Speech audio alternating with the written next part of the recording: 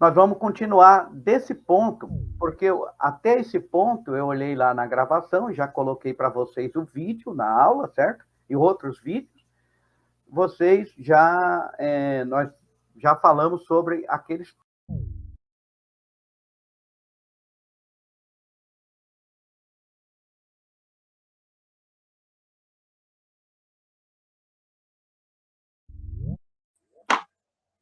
Deu ruim de novo. Eu já ia falar só para mim que ele tinha caído. Não, Já manda o zap. Aqui. Aê, voltou! Hoje eu tô ligado aqui em todos os movimentos aqui. Hoje não vai dar problema, não. Hoje não. Vamos até o final. Então vamos lá, pessoal. A gente vai continuar daqui. Só voltando, improvisação de torniquete, não recomendados. Então, todas as diretrizes, todos os consensos internacionais e nacionais é que não é recomendado. Bom, mas para salvar uma vida em uma situação em que você não tem nada, aí vai depender da proficiência e do discernimento do socorrista, certo? Só para a gente quebrar o gelo aqui, vocês sabiam que o 911 em São Paulo cai na central 93? Pode testar aí, se você quiser ligar o 911 aí do seu celular e testar, e chamar, vai falar lá, Polícia Militar, boa noite. Então aqui, os telefones de emergência da Europa, que é o 112, o 911, aqui em São Paulo, se o turista ligar, cai na central 93. Tá certo? Para que eles não, às vezes eles não decoram o número aqui do Brasil, mas eles vão falar, vão discar 911, vai cair no 93. Bom, a fase do evento, quando ocorre o evento, nós falamos sobre pré-evento, evento e pós-evento. São 3 fases. A fase do evento, trauma, é o momento do trauma real, onde a pessoa sofre a lesão. As ações realizadas nessa fase podem influenciar o resultado final da fase do evento. Tá certo? Então, se o socorrista atender mal, se o socorrista negligenciar algum atendimento, é claro que lá vai ter um resultado pior. É importante observar que a fase de um evento pode perdurar após a chegada lá do policial local ou da equipe de segurança, devendo ser observado o princípio da autopreservação. Então, é a questão do cuidado com a cena, geralmente no trauma, seja um trauma culposo, né, que não tinha intenção, ou seja, aqueles traumas dolosos, como ataques, né, ou como o agressor ainda está no local, então tem que tomar muito cuidado. Um atentado à bomba, então precisa tomar cuidado. Sempre pode ter o segundo gatilho da bomba. Então ele explode, depois quando as equipes de emergência chegam no local, ou pessoas chegam para ajudar, eles explodem novamente. Isso é comum nos protocolos de terrorismo, né? Então, deve ser observada essa questão, né, do profissional, uma vez que o perigo ainda pode estar lá presente, como a presença de monóxido de carbono numa residência, ou houve um chamado para atendimento policial, muito cuidado, né? Então, é a questão lá da fase de abordagem do paciente, a fase subjetiva da avaliação, que entra a avaliação da cena. Então, o pós-evento, a fase do pós-evento, pode conter o pior desfecho possível, né? Um trauma, que é a morte do doente. Então, você chega lá no local, a pessoa já está morta. Já houve o trauma, já houve a fase do evento, e agora o pós-evento, né? E não tem muito o que fazer, a não ser zelar pelo cadáver lá. Então, é muito importante a gente entender isso. Aí, dentro de um conceito lá de óbito, né? Esse Donald Trump, ele categorizou, né, 3 situações, certo? Um trimodal, né, de óbito. A primeira fase de óbito ocorre desde poucos minutos até a hora após o evento. Ocorreria mesmo com pronto atendimento médico. Ou seja, é um trauma violento, houve uma lesão severa, independente do socorro, não dá nem tempo de fazer um primeiro socorro, de reduzir a letalidade daquele ferimento. Então, a pessoa, uma decapitação, bom, não tem, né? um esmagamento de tórax com exposição, comprometimento das vísceras torácicas, né? Então, uma lesão muito severa. Então, não tem nem tempo, não dá nem tempo. Então, a melhor forma de combater esses tipos de óbito ou de acidente é a prevenção, estratégias de segurança. Então, não tem jeito, você tem um risco potencial muito grande. Se você não prevenir, o resultado pós-trauma, né, é morte, né? Ali, imediato. A segunda fase das mortes decorrentes em trauma ocorre nas primeiras horas após o incidente. Então, é nesse tipo de trauma em que você tem uma lesão não instantânea, vamos dizer assim, que leve ao óbito, que o socorrista vai ter campo de atuação para demonstrar toda a sua habilidade e conhecimento e evitar que essa pessoa morra ou tenha lesões agravadas. Então, esses óbitos podem ser prevenidos com bom atendimento pré-hospitalar e o intra-hospitalar. Então, não se pode perder tempo nessa cena. A terceira fase ocorre alguns dias, até várias semanas após o trauma, e geralmente ocorre por falência de múltiplos órgãos. Olha só, essa terceira fase de óbito em trauma, então eu tenho responsabilidade sobre isso, o socorrista, o primeiro respondente, o hospital tem responsabilidade sobre isso quando nós entregamos o paciente, porque é uma cadeia de atendimento em que, se uma dessas correntes do atendimento for ruim, vai comprometer a vida do paciente. Então, assim, vários fatores podem levar a essa falência de múltiplos órgãos, certo? Vários fatores. Um deles é o tempo demasiado perdido na cena. Tanto o tempo para estabilizar o paciente, as lesões dele encontradas, e transportar ele, atendendo corretamente até o hospital, como também o procedimento que é realizado. Então, são vários fatores que vão definir essas lesões múltiplas. Então, como nós falamos lá no estado de choque, o estado de choque é um comprometedor nesse aspecto de lesões múltiplas de órgãos. Então, porque devido à hemorragia grave, o organismo tenta se defender. E nessa defesa, né, dos órgãos vitais, ele tenta carrear com procedimentos fisiológicos todo o sangue que ainda está no organismo circulante e que é pouco para suprir todas as necessidades orgânicas, ele tenta perfundir apenas os órgãos centrais com mecanismos que são ativados. Então, o sangue fica circulando na parte central do nosso corpo, cérebro e aparelho circulatório. Então, o rim, o fígado, o baço, o intestino, os ossos, a pele, os músculos, os outros sistemas, eles ficam falidos, sem a perfusão e a circulação de sangue. Consequentemente, ficam sem suprimento de oxigênio. E o oxigênio é a moeda para a cadeia respiratória celular, ou seja, ele é o fator principal para que todas as células do organismo sobrevivam. Então, precisa de oxigênio para gerar as ATPS, né? Que são a energia que a célula precisa para ela poder funcionar corretamente. Então, sem oxigênio, sem o suprimento de oxigênio, nós teremos múltiplos órgãos com redução de perfusão. Aí a redução de perfusão, perfundir um órgão, é a entrada de sangue com oxigênio e nutrientes e a saída do sangue com os degestos que serão expelidos pelos sistemas excretores do corpo. Se você não tem essa circulação, o órgão entra em falência. E é por isso que, depois de dias, semanas e meses, a pessoa que teve uma hemorragia grave pode ter complicações e morrer por falência de órgãos. Bom, então, para aumentar a sobrevida, é sempre importante, né? Você ter ali uma preservação da capacidade do corpo em produzir e manter as funções dos órgãos.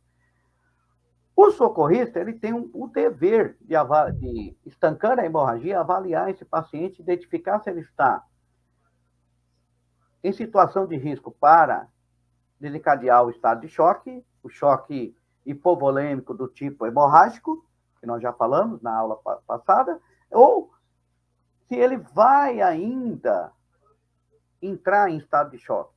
Então, ele pode estar num choque compensado e pode estar num choque descompensado. Você tem que saber identificar isso. O atendimento do socorrista, tanto no choque compensado, em que o organismo consegue compensar o sangue perdido e manter as funções fisiológicas normais, ou o choque descompensado, onde o organismo já não tem mais condições de manter a fisiologia dos órgãos normais. O tratamento é igual em atendimento pré-hospitalar de suporte básico. Em suporte avançado, muda, né? Você vai ter infusão de sangue, infusão de soro, né? Então, você tem a reposição volêmica e outros fármacos que são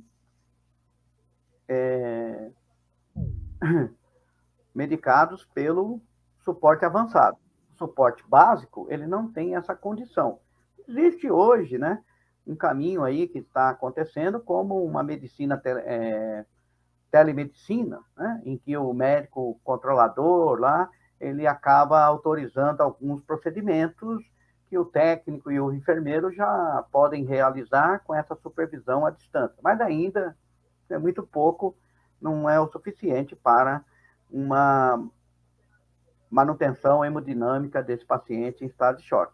Então, os sinais vitais serão avaliados, como saturação, é muito importante, você pôr lá o oxímetro de pulso, vai te dar aí o PCO aí, né, a pressão de oxigênio e saturação periférica, você vai saber se o paciente está saturando bem.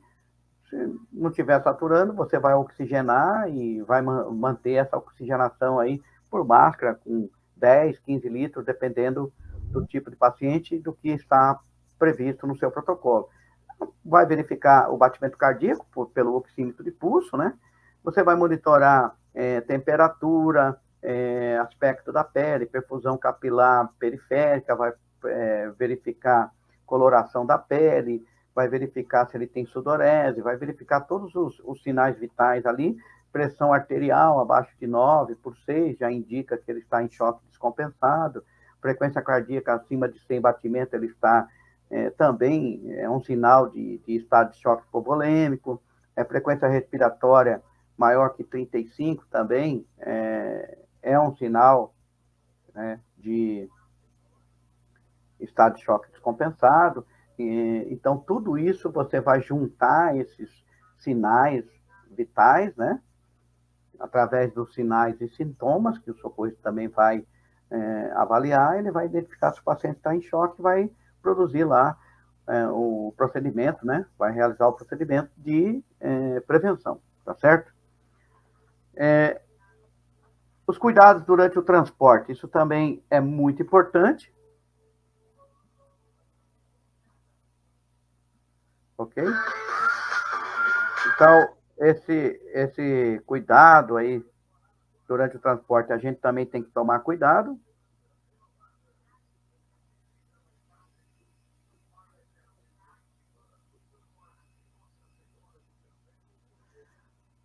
Beleza, pessoal. Então, vamos lá continuar aqui. Cuidado durante o transporte, né? É muito importante aqui o uso do oxímetro de pulso durante todo o transporte, a oxigenoterapia, saber quando e como oxigenar corretamente, né? Controle de sinais vitais, o monitoramento principalmente a cada 2 minutos dentro da boleia da viatura, né? Controle térmico, uso de cobertores, mantas térmicas, prevenção do estado de choque, muito importante isso também. A questão do controle dos ferimentos, né? Então, a gente vai falar aqui hoje sobre... você faz lá a primeira abordagem na cena e depois dentro do salão lá do compartimento lá da viatura, você vai refazer esse procedimento, adequando ele aos protocolos exigidos, né? Então, como reposição de torniquete, como conversão de torniquete, substituição desse torniquete por curativos hemostáticos e ficar pronto para a PCR, porque o paciente pode ter uma PCR. Então, é muito importante entender que no trauma, a sobrevida do paciente está dentro de 2 princípios, né? A hora de ouro, ou gold hour, né? Que nós já explicamos, que é desde do acionamento da equipe de emergência, o telefonema do solicitante, até a entrega no hospital. Esse período não pode passar de 1 hora nos países subdesenvolvidos, né? Ok? Desculpa, nos países desenvolvidos, né? É desse jeito. Nos países subdesenvolvidos, a gente sabe que tem uma demora maior, mas não é só isso. Então, a Gold Hour e entregar esse paciente no hospital referência. Porque não adianta você cumprir todo o conceito de 10 minutos na cena e 1 hora, no máximo, até o hospital e chegar lá no recurso hospitalar e não ter recurso para trauma. Então, tudo é um conjunto. Então, o transporte tem que ser para o hospital apropriado, tem que se respeitar o princípio de Pratina, que é uma vítima grave, crítica, você não pode demorar mais do que 10 minutos. O que está preconizado em muitos protocolos são 5 minutos, certo? Para realmente atender isso. E não pode demorar mais que 1 hora da saída da viatura do quartel, atender a ocorrência e entregar no hospital. É a Gold Hour. Tá certo? E lá o hospital tem que ter equipe preparada, ter todo o centro cirúrgico pronto para receber esse paciente. Seja ele pelo transporte aeromédico, seja ele pelo suporte avançado terrestre ou suporte marítimo, transporte marítimo, não interessa. Então, dentro do princípio do atendimento pré-hospitalar, o traumatismo tem sua finalidade principal, né, que é otimizar a sobrevida e o prognóstico do doente, ou seja, ele recuperar melhor e sem sequela. Em uma cena, a situação envolve todos os fatores que possam ser de risco, né? Isso inclui tudo, né? Tempo de chegada, controle de segurança, controle de identificação de risco, as condições climáticas, incêndios, sua probabilidade naquele local, outros agressores, explosões. Quer dizer, num trauma você tem vários fatores que vão ser complicadores. A avaliação do local do incidente para determinar que força que foi que aconteceu. Hoje a gente não fala mais em cinemática do trauma, hoje nós chamamos isso de biomecânica do trauma, né? Então, que tipo de energia foi desprendida e se ela ainda está agindo, né? A avaliação do controle da cena. Então, muitas vezes, uma situação de ataque, que o agressor ainda está no local, precisa de força policial, né? Após a avaliação da cena, os seus possíveis perigos, né? Deve-se voltar a atenção para a avaliação do doente, aí você vai identificar os tipos de lesão e qual o procedimento que você tem que fazer rapidamente. Você já tem sangramento grave, grande volume de sangue perdido, aí você já tem que providenciar rapidamente e atender lá o mnemônico do trauma, que é o X hoje, né? É controle de hemorragia. Então, a ênfase na ordem da prioridade, né? Então, primeiro, você já aplica um torniquete. O que está preconizado? Aplicar um torniquete na parte mais alta do membro afetado. Logo, para não errar. Então, é isso que está nos protocolos, certo? Aplica um torniquete lá em cima. Aqui ele aplicou o torniquete embaixo, tá vendo? Próximo à articulação do joelho. O recomendado é aplicar o primeiro torniquete lá em cima, que é para não errar, tá certo? Para não errar, assim, não continuar sangrando. Você, depois que faz isso, você já solicita socorro, né? Apoio, e esse apoio pode ser por 92 ou 93 ou 90, o que você tiver lá disponível. E se houver mais de uma vítima, agora entrou no tema que a gente vai entrar aqui, método de triagem, né? Então, aí existe uma classificação própria para o pH tático, né? O pH onde envolve ocorrências táticas, mas não muda muito em relação ao método STAR. É um outro método que eles aplicam, mas dentro do mesmo princípio. Então, você vai ter que fazer essa triagem. O que eles falam, né? Na primeira situação, os doentes mais graves são tratados e transportados primeiro, e os que têm lesões menos graves são atendidos depois. Então, aqui nessa imagem, né? Quem vocês atenderiam primeiro nessa imagem? Eu estou voltando aqui para ver se eu não perdi o contato com vocês e a gente faz esse quiz. Quem vocês atenderiam primeiro? É você sozinho na cena? Você tem um paciente com ferimento leve no membro superior, ali próximo à parte distal, né, do membro superior.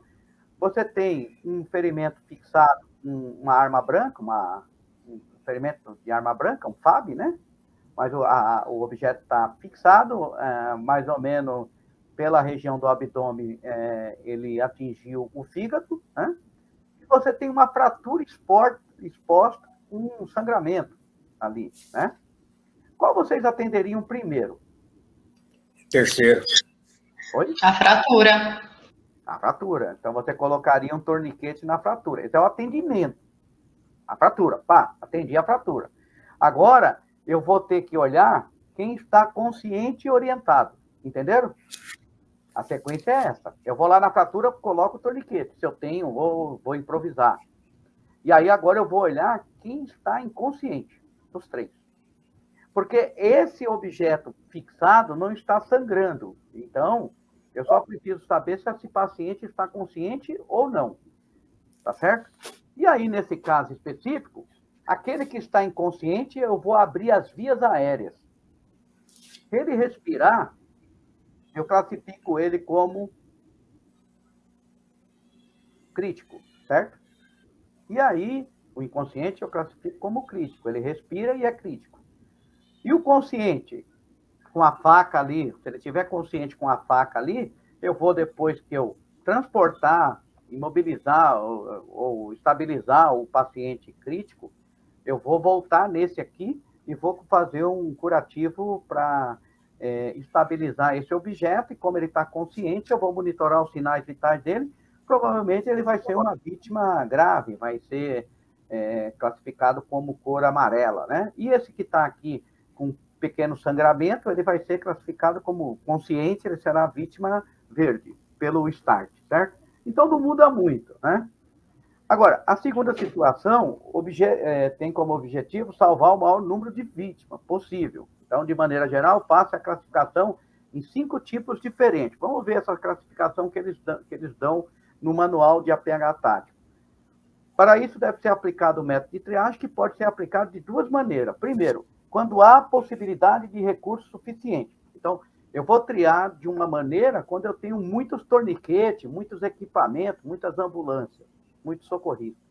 Aí eu vou fazer uma triagem, seria o XABCDE. Eu vou aplicar isso em todas as vítimas. É a prioridade de lesões do XABCDE, certo? Porque eu tenho equipamento e equipe para todos. Bom, e quando eu não tenho, né, e eu tenho muito doente, muitos traumatizados, e eu tenho pouco recurso. Aí eu tenho que usar uma outra forma de triar, porque eu tenho que utilizar os recursos que eu tenho para os pacientes que têm condições de sobrevivência. Eu não posso gastar bala, munição, em quem está com colete balístico. É mais ou menos isso.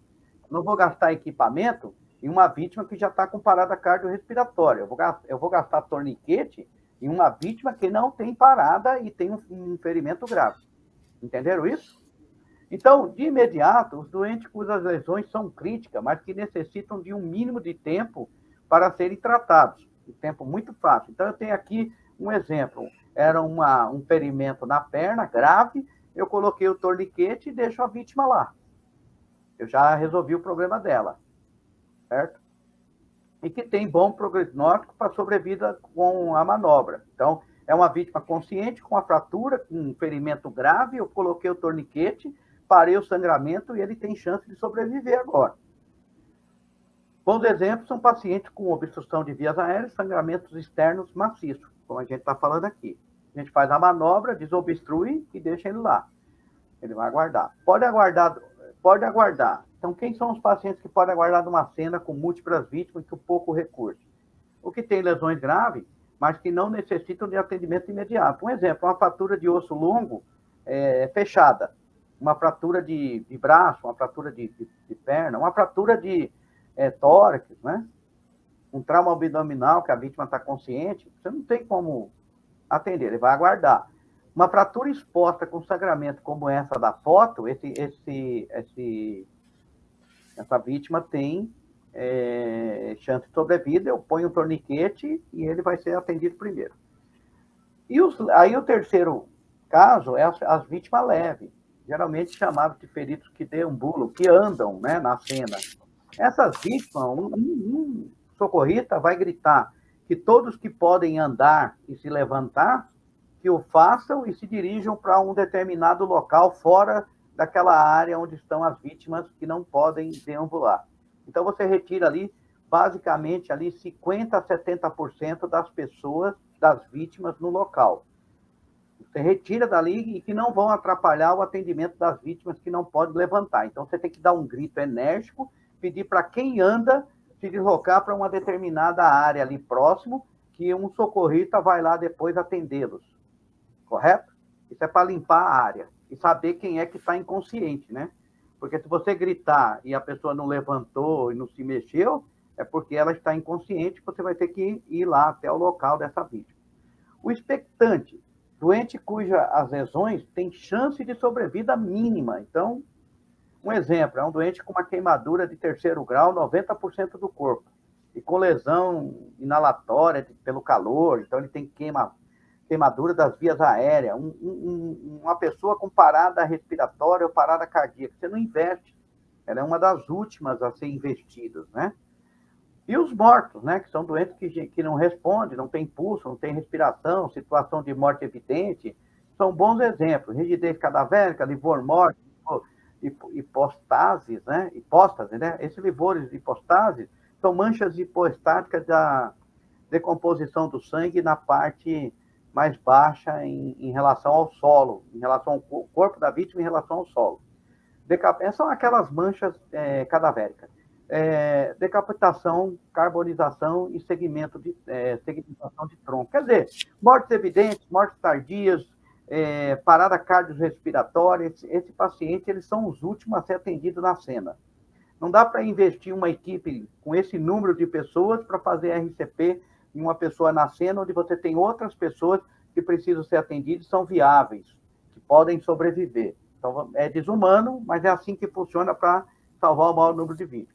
Então, só resumindo, garantir a segurança do doente, do próprio policial, assim como a da equipe, tá certo? Avaliar a situação para determinada necessidade, reconhecer a biomecânica envolvida da lesão, conhecer as lesões com risco de vida, cuidar das vias aéreas da coluna, quando possível, né? Porque no trauma isso não é prioridade, a prioridade é a vida da pessoa, todos sabem disso, né? Não é mais prioridade essas questões aí, vias aéreas e coluna, não. Você tem lá um trauma com parada cardíaca, você não fica pondo colar cervical nessa vítima, você faz RCP nela. Controlar a hemorragia externa significativa, observar pelas informações colhidas, acima de tudo, não causar mais danos. Basicamente, pessoal,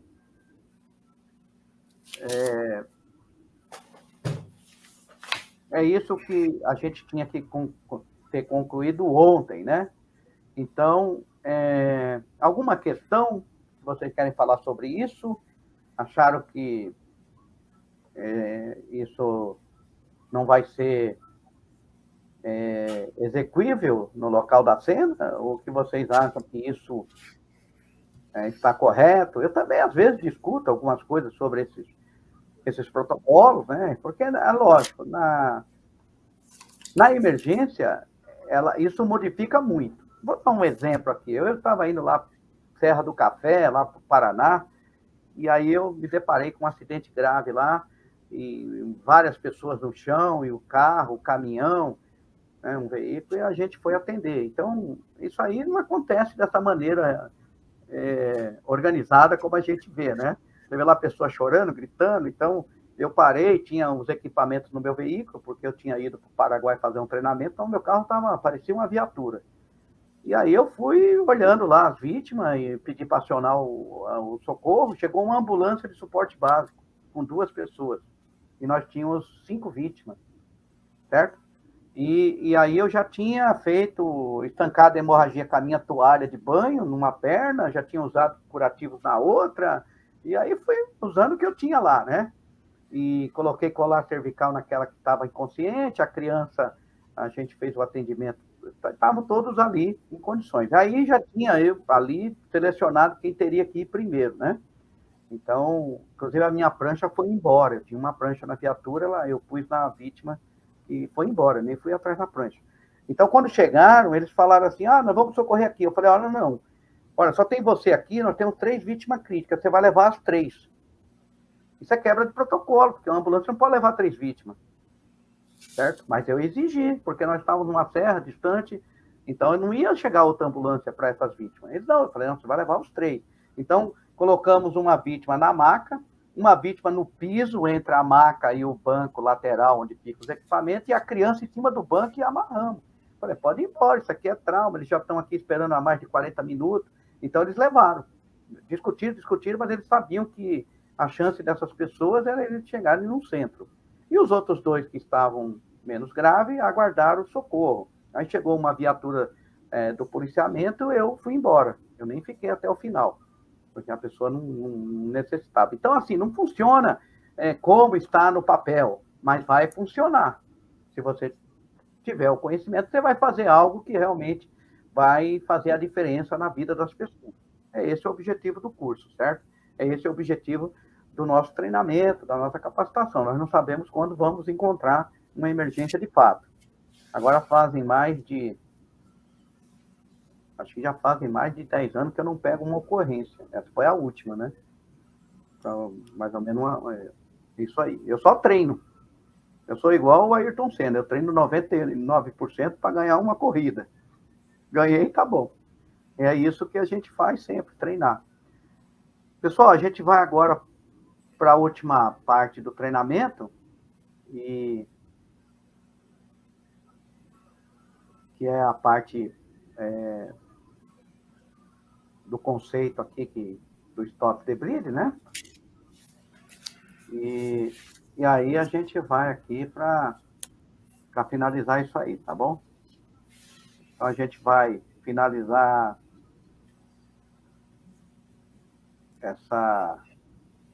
esse curso hoje aqui, né? Aí eu espero que a gente vai dar as recomendações finais aí para que vocês façam a prova, ok? Então, para a hemorragia está lá no X do ABCDE, né? Aí são os certificados. Então, aqui nós vamos falar sobre as técnicas temporárias, técnicas hemostáticas temporárias. Por quê? Porque não são definitivas. Todo o procedimento que a gente fizer lá na cena vai ser removido no hospital. Então, é uma hemostasia temporária no atendimento pré-hospitalar. Pressão direta com a mão, pressão direta com curativos compressivos ou oclusivos, elevação do membro, pressão dos pontos arteriais, preenchimento de ferida, torniquete de extremidade, curativos de extremidade. Todos esses procedimentos, né? Que a maioria aqui vocês já sabem. Técnicas e equipamentos. Então, a gente tem que ter técnicas e tem que ter o equipamento aplicado corretamente. Você tem gases, curativos elásticos, ataduras de raio lenço compressiva, todo mundo já tem contato com isso. Nós temos os agentes hemostáticos, nós temos ataduras de crepom, bandagens triangulares, torniquete, vários tipos e outros dispositivos que foram desenvolvidos. Então, nós vamos falar sobre hemorragia. Isso pode salvar uma vida. Onde aplicar o torniquete? Os cuidados com esse torniquete. Remove depois de aplicado? Pode ser auto-aplicado? Pode, você mesmo pode aplicar. Temos de marcar o tempo da aplicação? Ainda temos que marcar o tempo. Pode aplicar nas pernas? Pode. Pode aplicar no pescoço? Não. Pode aplicar na cabeça? Não. Prioridade é parar a hemorragia, não é colocação de colar, não é estabilização de coluna. Hemorragia grave é prioridade. Depois vem a letra A, né? Estabilização da coluna, permeabilidade das vias aéreas. Então, tá. Aqui é um simulador de um curso que eu fiz na República Dominicana sobre Stop the Bleed, né? Presencial. Bom, a alta aplicação. Os próprios guerrilheiros aplicam isso, os soldados, os policiais, hoje já tem torniquetes na viatura. Então, nós vamos lá falar sobre stop the bleeding. Por que esse conhecimento está sendo difundido? Porque percebeu-se que pessoas estavam morrendo por hemorragia, porque existia, né, um paradigma de que, olha, vítima, você não coloca a mão, diz que um dedo para ligar o 93. E isso ficou marcado na sociedade, tanto brasileira como mundial. Ou seja, olha, é um acidente, é um trauma, não põe a mão. E esse não põe a mão, a vítima ficava 10, 15 minutos sangrando e morria.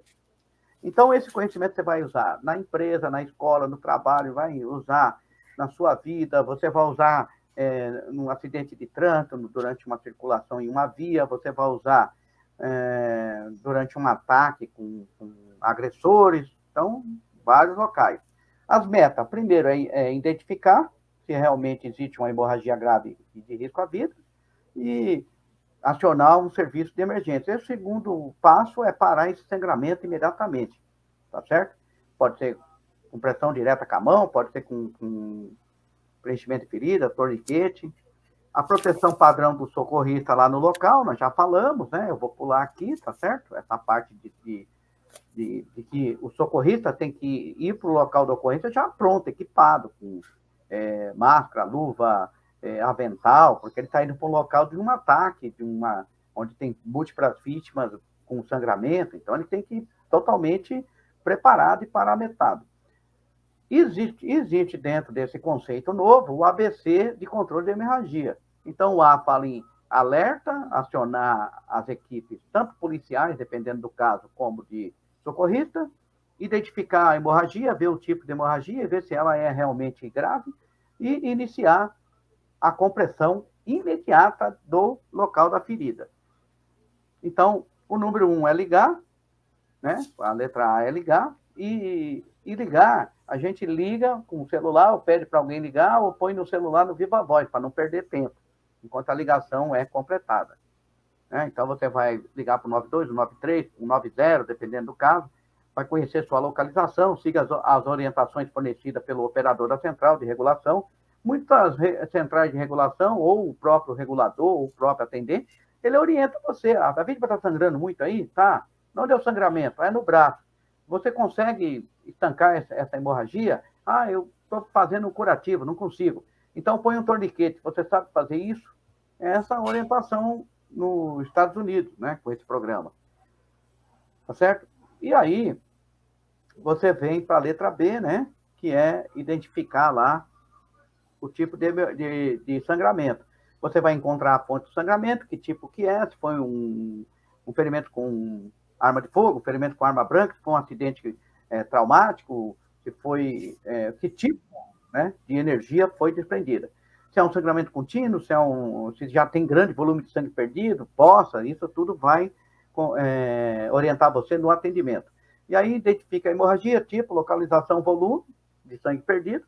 Pode haver vários locais onde a vítima está sangrando, também você tem que verificar se não tem várias ponto de entrada do projétil e o ponto de saída. Roupas também pode esconder, então se ele tem muita roupa num período frio, né, de clima frio, você vai ter uma pessoa com muita roupa, aí o sangue é absorvido pela roupa e você não vê o sangramento. Então, você vai ter que remover peças de roupa. Você tem que localizar na onde esse ferimento, braço, perna, pescoço, axila, virilha, cabeça, tórax, abdômen, pelve, você tem que passar isso também. E para você saber qual o processo que você vai usar. Bom, após todo esse conhecimento, você vai fazer, a primeira coisa é comprimir rapidamente aí, compressão. Pode ser que toda essa identificação que eu falei aqui demorei tanto tempo, o socorrista vai fazer em 2 minutos. Chega lá, tem uma artéria jorrando sangue, ele já vai pegar um pano e comprimir. Depois ele vai fazer essa inspeção e essa análise que eu falei aqui. Ele já tem que comprimir isso aí, não dá para ele ficar olhando, só tem sangramento, será que tem outro? Será que eu vou procurar? Não, ele já viu um sangramento grave, ele comprime. Né? É assim que tem que ser. Como está nesse vídeo aqui. Eu vou tentar passar esse vídeo para vocês, se caso ele não projetar, aí vocês me falam, tá? Então, vamos ver aqui. Eu vou clicar aqui, vamos ver se ele vai. Provavelmente não vai aparecer aí, vamos ver. Eu terei que partilhar. Bom, vamos lá. Aqui a gente partilha ele, só para vocês terem uma ideia aí, né? Ah, tá aqui, tá aqui, tá aqui. Não.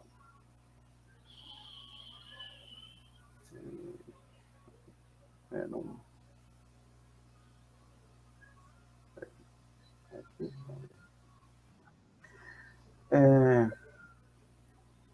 Tudo bem.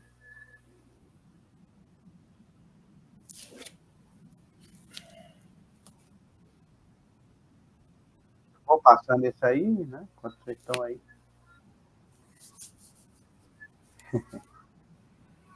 Muito bom. Muito bom. Aqui a gente faz tudo certo aqui, pessoal. Só que não dá certo, né? Mas agora vai dar. Aí, pessoal. Pronto. Esse vídeo aqui que eu vou mostrar para vocês. Tá partilhando? Não?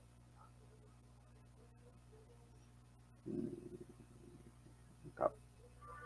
Cancelar. Vamos ver. Um vídeo rápido, mas...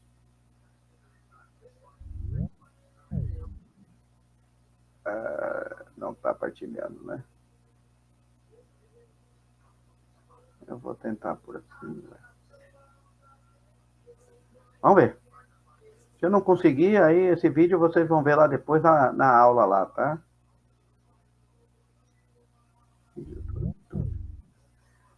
Por favor. Ah, ele não está aceitando esse link. Bom, a gente vai continuar.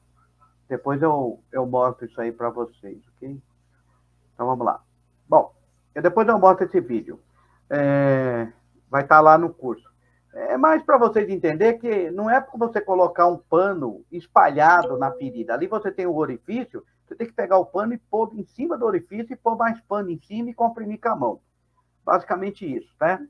Então o controle é feito assim. Você coloca lá um pano na ferida e comprime no buraco, certo? E comprime com a gás. E tem que manter isso segurando. Aí você vai me falar, mas eu estou atendendo a vítima, como é que eu vou sair disso aqui? Você vai mandar outra pessoa ficar comprimindo enquanto você faz o resto da avaliação. Se você estiver sozinho, você vai ter que fixar com uma atadura, com alguma coisa, esse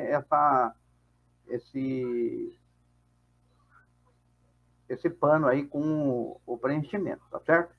Bom, e o que é preenchimento da ferida? Então, preenchimento da ferida é você introduzir o pano dentro do buraco, né? Ou a gases, e depois fazer a compressão com curativo. É preencher o buraco mesmo. Esse vídeo aqui deveria mostrar, mas ele não está mostrando, né?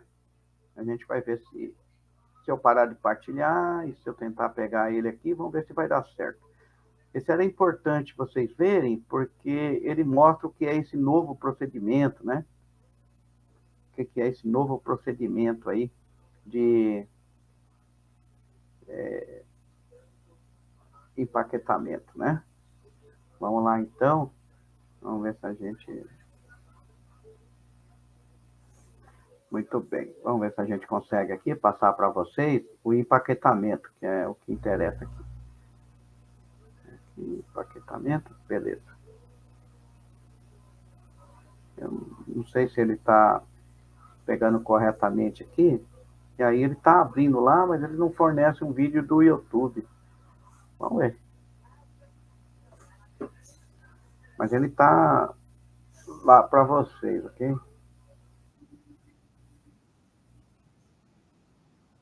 Vai estar lá esse vídeo, ele vai estar lá para vocês, tá bom? Amanhã vocês olhem se eu não conseguir produzir ele aqui. Às vezes tem que ter toda uma habilidade aqui, eu não estou tendo essa habilidade hoje aqui. Geralmente eu tenho, mas acontece, vamos lá. Ele está pedindo para fornecer um vídeo correto e não está me dando essa condição. Bom,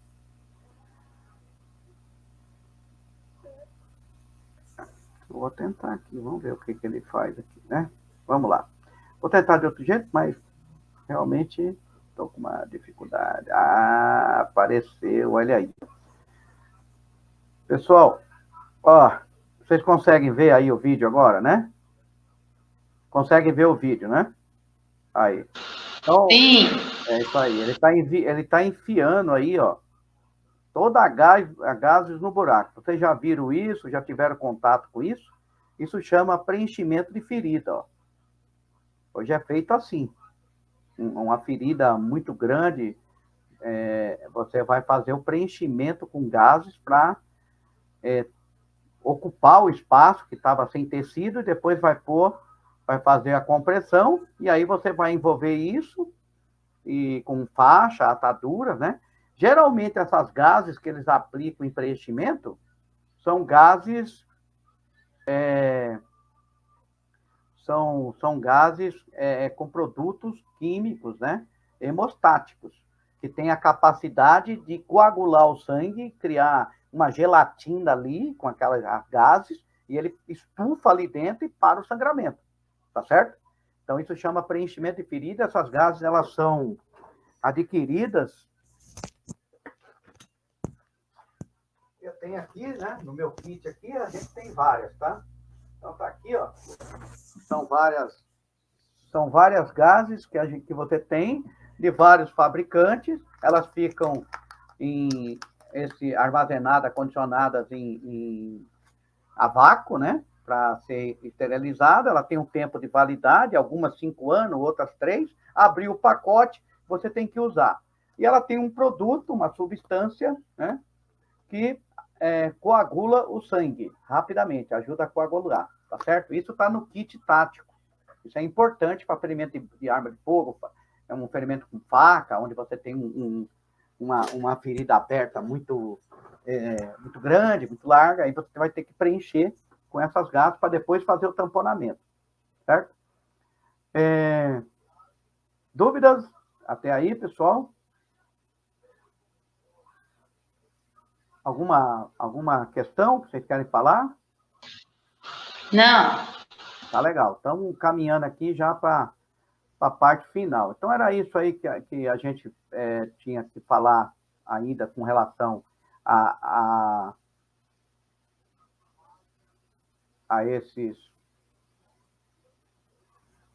essas novidades. Então, chama de empaquetamento, chama de preenchimento. Então, é o tamponamento da ferida e inserindo as gases naquela ferida lá, de preferência, gases com produtos hemostáticos, tá? Substâncias hemostáticas. Mas se não tiver, coloque pano limpo ou outra gases comum. A pressão transmural é a diferença da pressão entre a força intraluminal, ou seja, a expansão das veias, né? A pressão externa empurrando o sangue para fora, né? Que as comprime. E uma veia pode aumentar muito o seu volume. Então, a partir dessa elevação mínima da pressão venosa, o que a gente tem que fazer? Vencer essa pressão transmural, ou seja, colocar a força para impedir que as veias, com as pressões internas, ou as artérias, os vasos, empurrem o sangue para fora. As gases hemostáticas solúveis, né? Então, são produtos inovadores que são utilizados para fazer a contenção da hemorragia, com produtos, com substâncias químicas, né? Então, geralmente é algodão, caule de argila, que tem ali junto, que tem esse poder, essa capacidade de coagular o sangue. Então, você tem várias, né? Vários tipos, vários modelos, tamanhos, né? E essas gases hidrofílicas, né? Impregnadas com caule, que é uma substância, ela não tem aquela produção de reações exotérmicas ou utilização em animais ou proteínas humanas. Elas são estéril, né? E apirogênicas, ou seja, não tem o ar, né? Elas ficam prensadas, né? A vácuo. Então, quando a gase solúvel entra em contato com o local do sangramento, pode rapidamente absorver o conteúdo da água, do plasma, né? E para formar uma massa gelatinosa, como se fosse aquela coagulação do sangue natural. Ela amplia isso, né? tá certo? Ele para o sangramento. Então, benefício, estrutura de tecelagem única, né? Fácil de manusear, conveniente de transportar, adequado para cortar também, você consegue cortar a embalagem, para sangramento rápido, com efeito hemostático imediato, mantém o ambiente úmido e de cicatrização da ferida, gel viscoso, transparente, né? Os gases curativos de solução coagulante, tecido estéreo branco, tem vários tipos, né? O princípio do mecanismo, a gás entra em contato com o sangue ou o exudato, né? E pode rapidamente transformar-se em gel viscoso, claro, que enche o vazio da ferida, fecha as extremidades capilares e ativa o sistema de coagulação, assim ajuda a parar o sangramento. Então, ele tem todo esse poder, né? Então, você pode fazer preenchimento no braço, na perna, no pescoço, na axila, no corpo inteiro, né? Você só não vai fazer preenchimento na cabeça, viu, pessoal? Você não vai fazer preenchimento numa ferida soprante de hemotórax ou hemopneumotórax, que é uma ferida no tórax, aí você não faz. Tem que fazer um curativo valvulado de 3 pontas, que a gente chama, né? Aplicar o torniquete, né? É outro dispositivo, aqui a gente vai falar sobre torniquete. Você sempre aplica 2, 3 polegadas acima da ferida, ou então, o que é recomendado é imediatamente aplicar lá em cima e depois fazer a reposição do torniquete. Eu coloquei um vídeo hoje lá, explicando como é feita essa aplicação do segundo torniquete para aliviar o primeiro torniquete, que ficou muito em cima. Não coloque sobre cotovelo e joelhos, porque são articulações, aperte o torniquete até o sangramento parar e não remova o torniquete se você não tem o segundo torniquete. Se você tem o segundo torniquete, você vai afrouxar o primeiro, pressionar o segundo mais baixo, próximo à ferida, para preservar mais tecido, né? Nós explicamos isso no vídeo. Ele pode ser aplicado em outras pessoas, né? Ou em você mesmo. Pode ser aplicado sobre roupa, e deve, né? Eles não mandam você tirar a camiseta, a camisa, apenas se tiver uma roupa lá que não comprometa a utilização do torniquete, você pode aplicar sobre a camiseta, sobre a roupa. Tanto é que no primeiro, ali, o combatente que está com aquela roupa tática, o que eles fazem é aplicar em cima da calça, aplica o torniquete, depois eles vêm com a tesoura e corta para visualizar o sangramento. Entenderam? Para ver a ferida e tentar fazer um tamponamento e depois reposicionar o torniquete. Mas eles aplicam imediatamente sobre a roupa, porque não dá tempo de tirar a roupa do combatente, né? Até você tirar cinto, roupa, cinturão, aí demora muito. Os torniquetes não dói, né? Assim, que seja não suportável, né? Pode ser necessário um segundo torniquete para parar o sangramento. Muitas vezes você pode aplicar um primeiro torniquete e não foi suficiente, aí você pode aplicar o segundo. Também está convencionado isso, tá?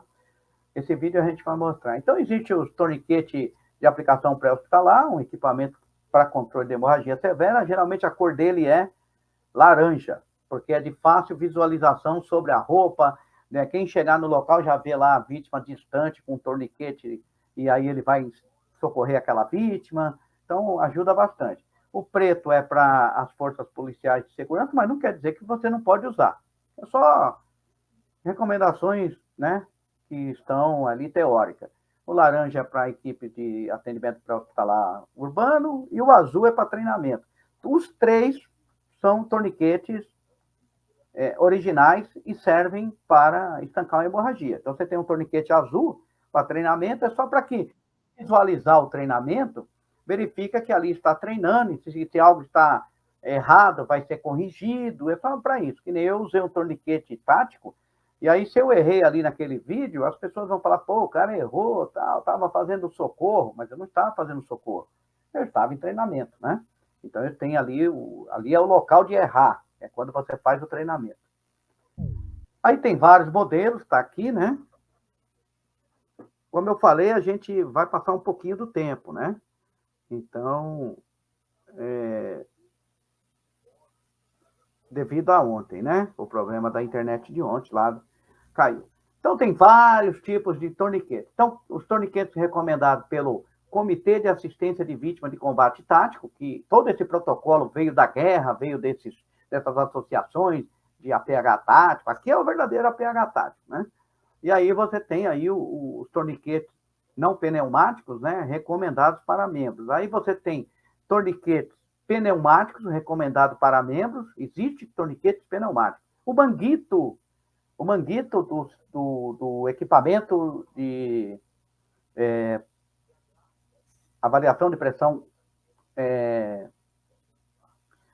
arterial, ele serve como torniquete. O problema é que se ele tiver vazamento ou ele murchar, então, no primeiro momento você tem aquilo lá, você coloca e infla até conseguir um torniquete, porque ele não consegue segurar por muito tempo, você tem que ficar inflando ali, segurando, ele pode vazar, a pera pode não suportar ali e vazar o ar, e aí vai sangrar de novo. Mas ele serve como um torniquete temporário, imediato, até que você consiga um torniquete tático, né? Então, o manguito serve. E os torniquetes pneumáticos nada mais é do que isso. Só que é um equipamento que fica travado com o ar sobre o ponto de instalação do torniquete.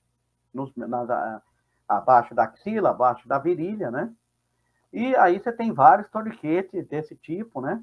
Torniquete pneumáticos, ok?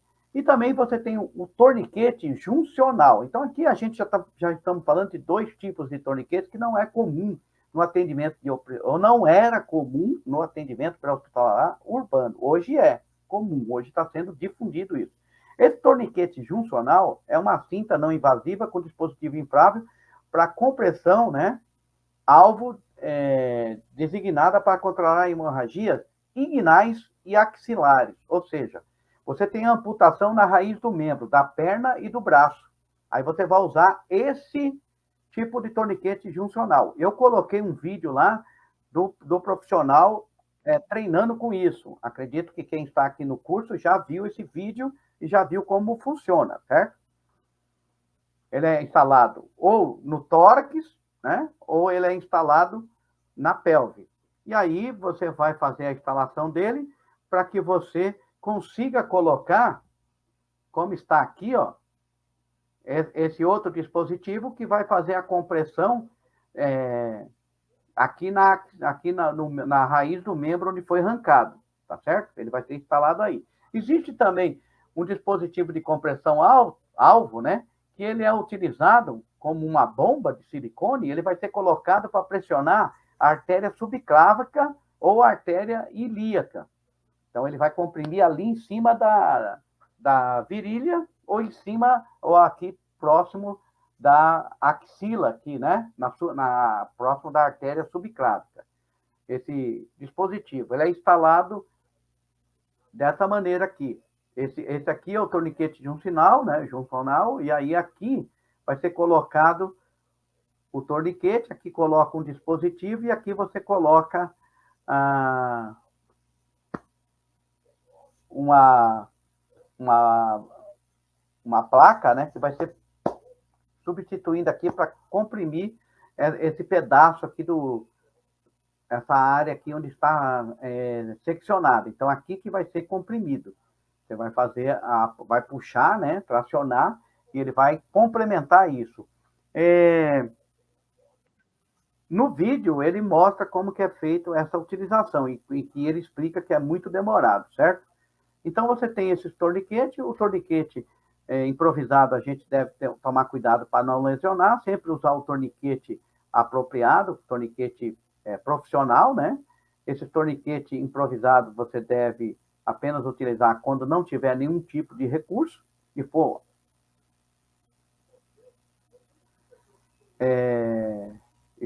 necessário para a sobrevivência do paciente. Então, você tem que controlar bem isso. Bom, existe aí os cobertores térmicos, né, para a questão da preservação da temperatura e o atendimento de procedimento para estado de choque ou prevenção do choque, né? E aqui você tem os selos de valvulados para tórax, que é para fazer o curativo valvulado, né? Então, isso já são selos próprios. Antigamente, a gente falava assim, vai fazer o curativo 3 pontas, onde você usa um plástico, né?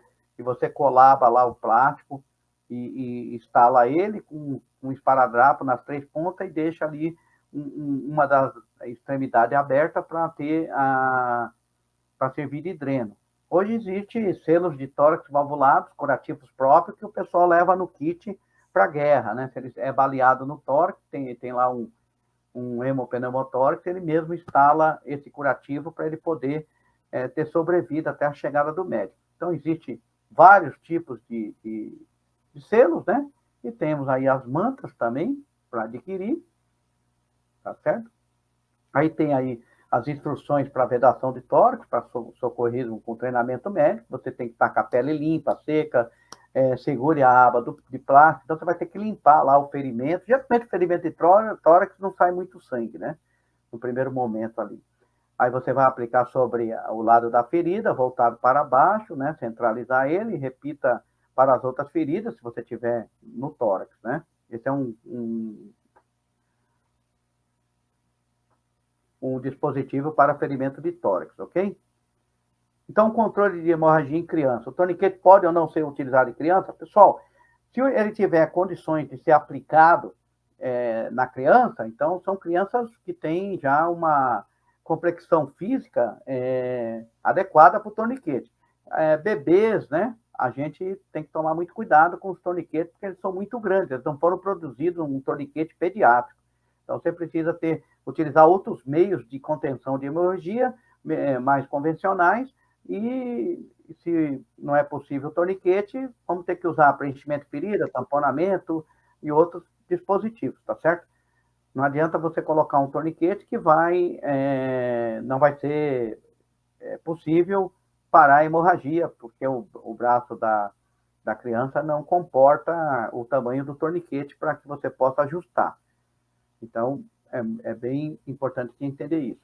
Perguntas, né? Geralmente, objetos empalados, o que fazer, né? Então, objetos empalados, todo mundo sabe, não remove, né? A gente vai estabilizar. Existem alguns casos que você remove quando é necessário, na bochecha, que atrapalha a respiração. Tem alguns protocolos que indicam isso. Geralmente é para levar o objeto empalado, o objeto fixado ou transfixado, estabilizado até o hospital. Aí, a questão de ferimento no pescoço, a gente não consegue abordar aqui, hoje, né? Mas a gente pode depois, eu vou estar colocando lá o material, né? Para que vocês possam olhar, né? Então, o ferimento no pescoço, ferimento na cabeça, a gente tem que ter outros procedimentos. Os torniquetes improvisados, sempre vem essa questão, a gente já falou, perda de braço ou perna, então, se tem separação lá de uma parte do membro, você vai ter que, depois que atender a vítima, a transportar ela, não esquecer de levar essa parte seccionada do membro, ou partes do corpo, que podem ser úteis lá no hospital e para o reimplante. Pessoal, muito bom. É isso aí. Bom, perguntas?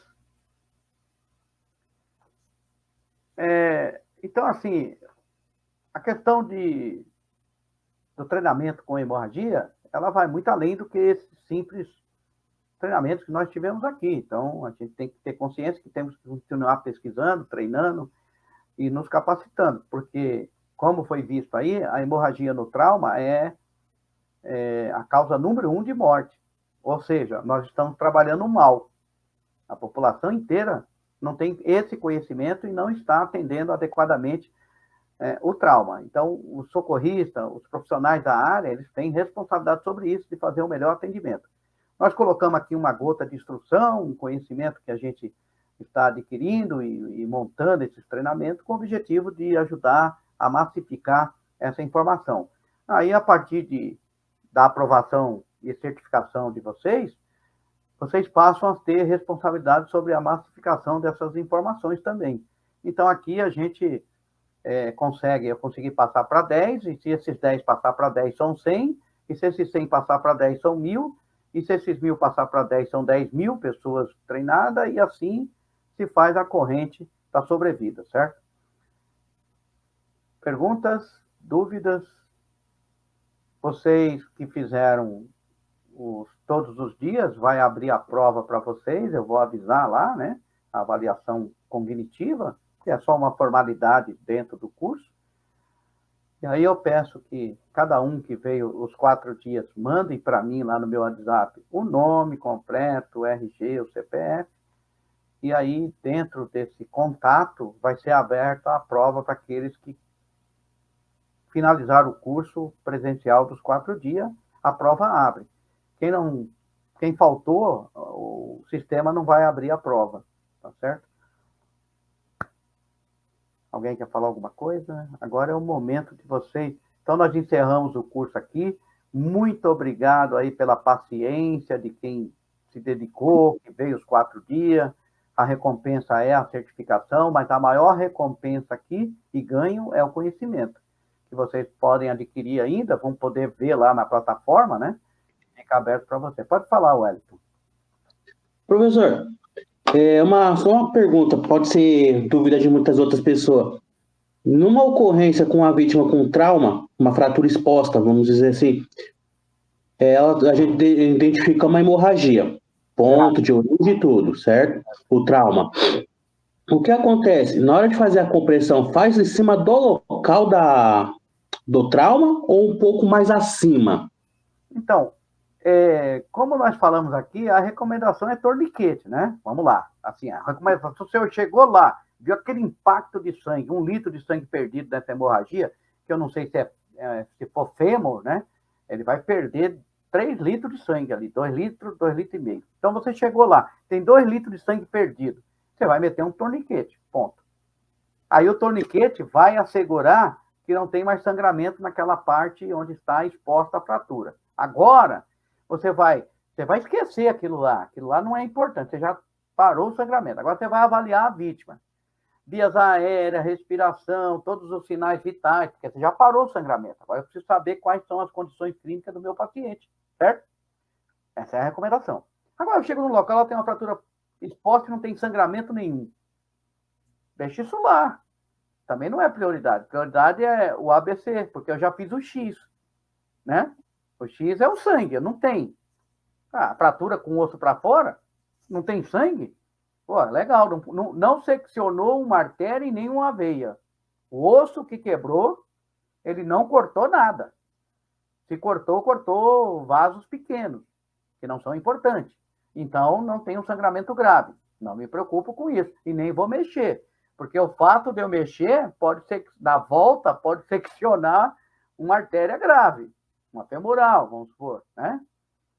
Então, aí, olha só, eu já não mexo. Tá bacaninha, bonitinho, ninguém mexe. Aí eu vou lá pro A, B, C, D. Lembra?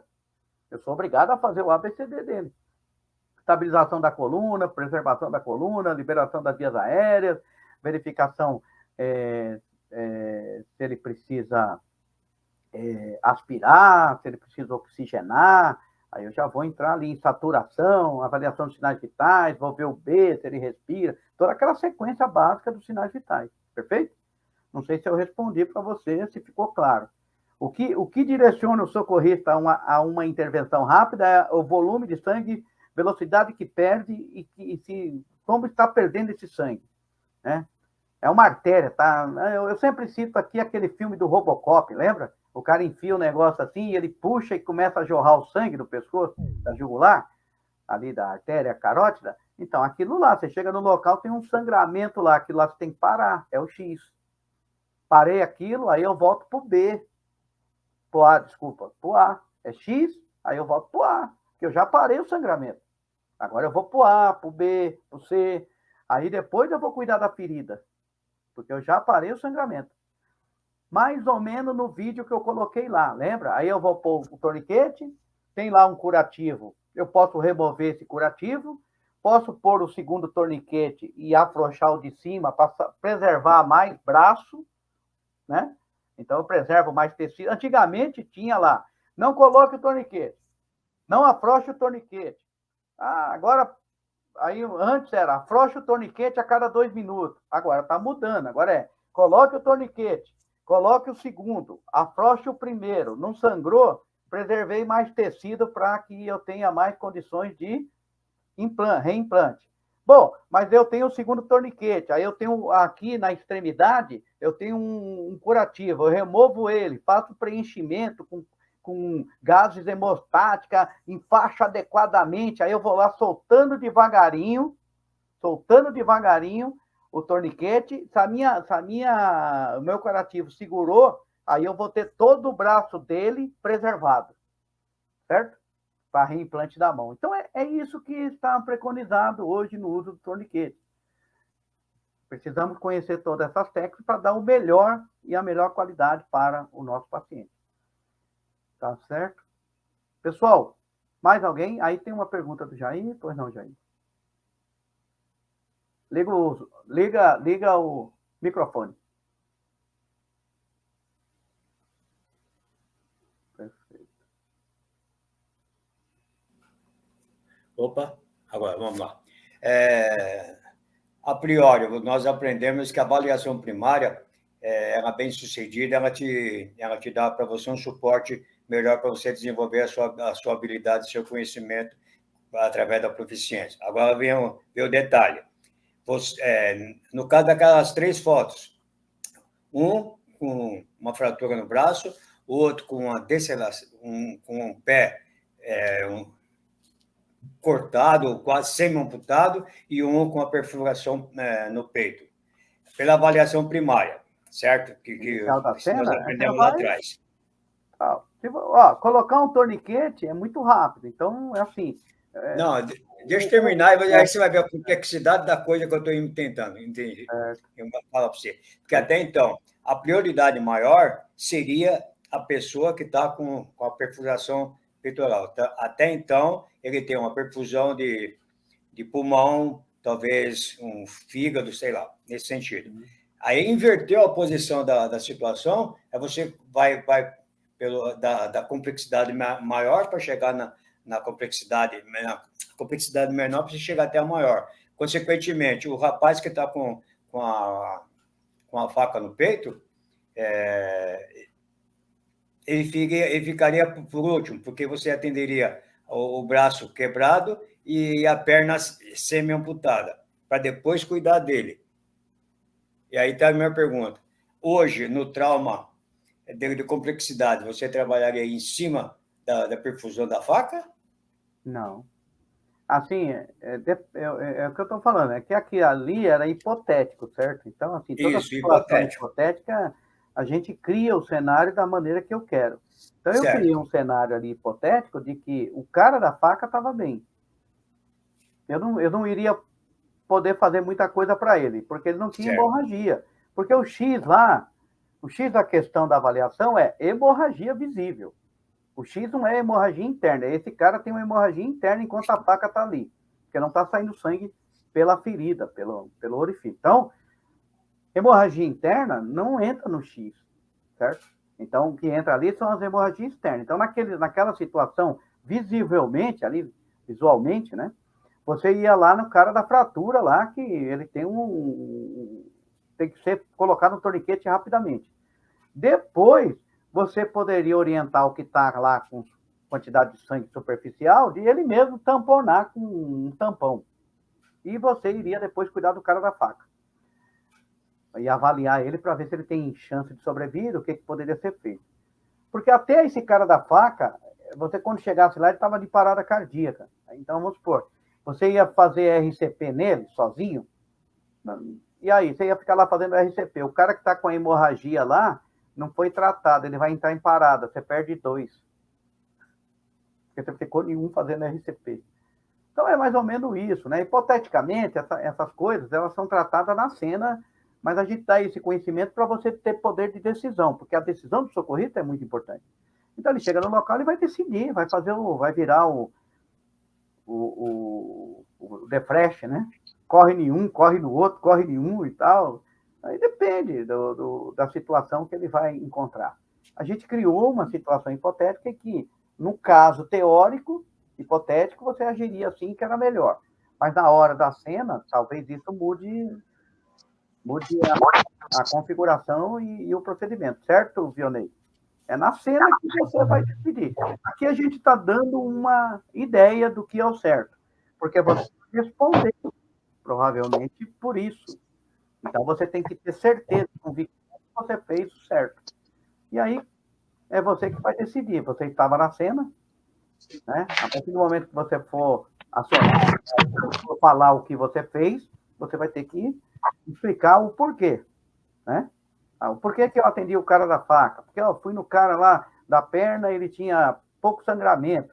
Aí eu coloquei um torniquete e voltei para o cara da faca. Aí fiquei atendendo. Por que você não atendeu aquele que estava com o braço cortado? Porque eu observei que era pouco sangramento. Então você tem que justificar com conhecimento técnico, né? Eu sou um só e eu fiz tudo que eu pude. Ponto. E se você conseguir comprovar isso, ninguém vai questionar, né? É a ideia, é você ter conhecimento para poder ter poder de decisão e decidir com convicção. Então, só decide com convicção quem tem conhecimento. Senão, entra no campo do achismo. Eu achava que era melhor cuidar desse cara da faca. Até falou, eu achava, já saiu da ciência. Foi para o achismo. Então, assim, o procedimento, ele é, como eu falei, é uma trilha, ele não é um trilho, lembra? O procedimento é uma trilha, ou seja, você pode chegar no objetivo por vários caminhos. Aí depende da técnica, do conhecimento, da proficiência, da habilidade do socorrista. Todos os socorristas vão chegar no mesmo objetivo, só que cada um pode chegar mais rápido, outro pode chegar mais depois, atrasado, e outro pode chegar no tempo certo. Então depende da técnica que você usa e do conhecimento que você tem. Não existe procedimento errado. Olha o que eu estou falando. Para mim, não existe procedimento errado. Certo? Por quê? Porque eu não estava na cena. Julgar um vídeo é fácil. Julgar pelo vídeo sentado no ar-condicionado é fácil. Então, eu não sei quais eram as condições que estavam na cena. Então, eu vejo alguns julgamentos nos vídeos que eu acho que não são pertinentes. O que você pode fazer do vídeo é utilizar ele como treinamento e para conhecimento, para debater aquilo e melhorar aquilo. Mas você tirar hipótese de conhecimento por vídeos, que você nem sabe se o vídeo foi gravado totalmente, todos os procedimentos, então você não consegue julgar assim um profissional, né? Você precisa ter mais argumentos, mais provas, mais evidências para você realmente falar, ele errou. E quem faz isso? A inspeção, uma perícia que vai mostrar que ele errou. Agora, um vídeo, você julgar o procedimento, você nem estava lá, tem 10 vítimas sangrando, qual era o equipamento, o recurso, a condição psicológica que aquele socorrista tinha? Não dá. Aí não, aí é ser antiético. Agora, pegar o vídeo e discutir numa sala, olha, já foi feito isso aqui e tal, mas nós vamos treinar agora em cima disso, vamos melhorar. Então, mais rápido, né? Ficou melhor aqui, mais rápido e tal? Ficou. Mas, não julgo se ele fez errado, porque ele estava lá na situação real. Nós estamos dentro de uma sala de aula fazendo o procedimento. Então, não é julgar, é utilizar para treinamento, para melhorar. Mas não ficar criticando aquele atendente que ele atendeu errado, né? Então, quando eu vejo isso, eu não dou muito palpite em comentários assim. Eu pego o vídeo e guardo. Já fiz isso. Já errei bastante. Então, hoje eu defendo que eu pego o vídeo e guardo. Um dia que eu estou numa sala, eu apresento para aquela sala com o objetivo de treinar, de melhorar. Tá certo? Não de falar que está errado. Pessoal, se não tem mais nada, boa noite. Isso aqui vai ficar gravado para a história, né? Porque fica lá no YouTube, essa foto aqui de vocês. E muito obrigado aí. E tem mais coisas que vão ser colocadas lá. Vocês terão acesso.